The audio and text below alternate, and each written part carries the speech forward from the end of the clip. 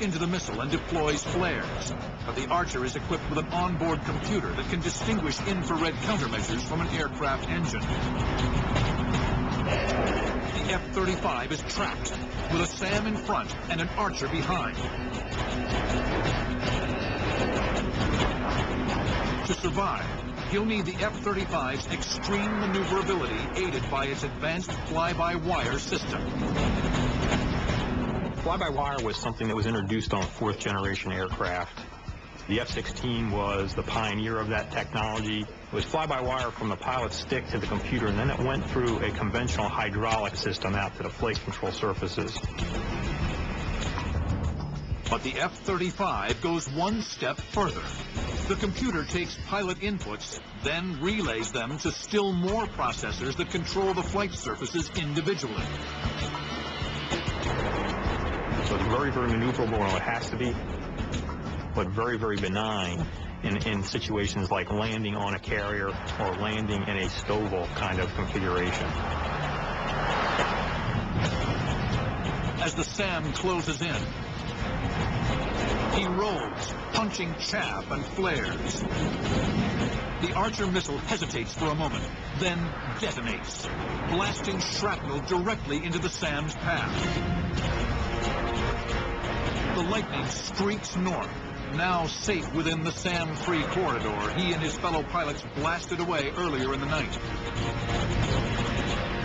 He's informed that the rest of the MiG-35s have all been shot down.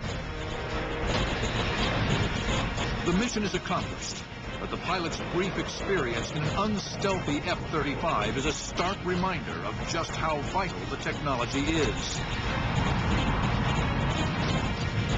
For an Air Force built on it, a scenario in which the stealth advantage is negated will quickly become a nightmare.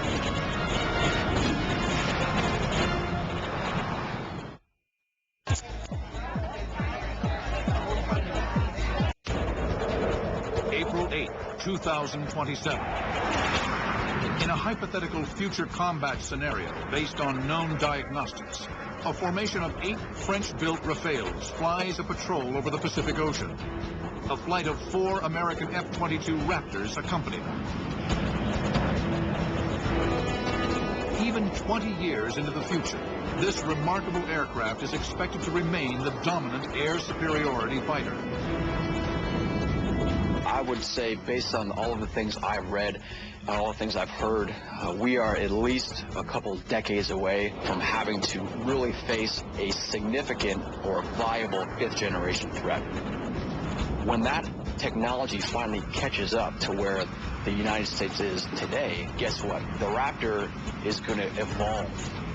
The Raptor 2 decades from now that some kid's going to be flying and I'm going to be sitting at my desk is going to be nothing like the Raptor that's flying right now. It will kick the snot out of the Raptor today. Although most of these upgrades are top secret, one is assured. By 2011, the U.S. military expects to add a helmet-mounted display to the Raptor's arsenal of high technology. At 10:42 a.m. local time, the Raptors detect an ominous signal on long-range radar. A flight of 18 Su-30s. An aircraft not flown by any allied nation. The enemy formation appears on the Raptor pilot's HMD. The Americans monitor their progress, relaying instructions to the unstealthy Rafales. At a range of 25 miles, the Su-30s fire on the Rafales. A salvo of long-range radar-guided missiles. They streak towards their target, covering 1 mile every 2 seconds. The Raptors' rules of engagement prevent them from intervening.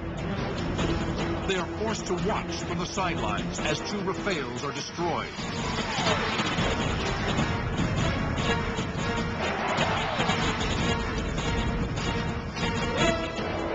The rest retreat, unable to stand and fight in the face of 5-to-1 odds.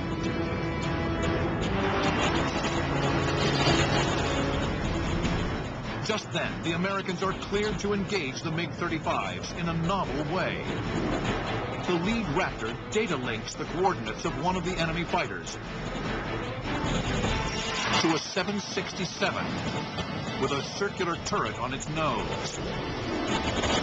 The nodule contains a high-energy solid-state laser capable of vaporizing an enemy aircraft from a range of 90 miles. The aircraft is a platform for whatever weapon you want to put on it. We started off with a gun, we went to some rockets, then we went to guided missiles, and if a beam-type weapon, a directed energy weapon, is the next step, then it's logical to expect that we'll put that on as well. It sounds like science fiction, but defense contractors are already at work on weaponized lasers. The concept dates back to the 1980s and the Reagan administration's Strategic Defense Initiative, nicknamed Star Wars. These lasers were meant to target and destroy Soviet ICBMs. In recent years, this knowledge has been applied to the development of the airborne laser, or ABL. It's just a very large laser that's mounted in a Boeing 747 type aircraft, and it has the system such that it can acquire a target, primarily a missile, but it could be a fighter, and then fire a very powerful laser beam at that target and take it down. The ABL of today are bulky chemical oxygen iodine lasers designed as anti-ballistic missile weapons. Boeing and Northrop Grumman hope the first operational test of this ABL will occur in 2009. If successful, engineers will continue work on the ABL as well as other applications of high-energy weapons. It is hoped these lasers can be mounted on multiple platforms, aircraft, ships, even tanks. Pretty soon, we are going to have those weapons. And eventually, the first time they find out we're using them tactically is when they start disappearing off the screen and we haven't fired a shot as far as being a fighter jet. When such weapons reach the field, air combat will again be revolutionized. All a pilot will need is a coordinate. And with the press of a button, destruction at the speed of light. The Boeing, safely out of missile range 150 miles away, charges the laser and fires. The beam is in the infrared spectrum and is not visible to the naked eye. One of the lead Su-30s is vaporized. The effect of the weapon is slow to sink in for the enemy formation. No one is quite sure what happened. A second coordinate is relayed to the 767. Again, the laser fires.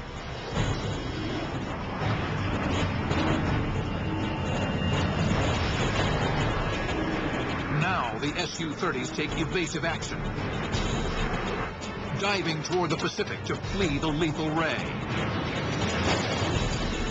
With open war at hand, the Raptors secure permission to engage any hostile target.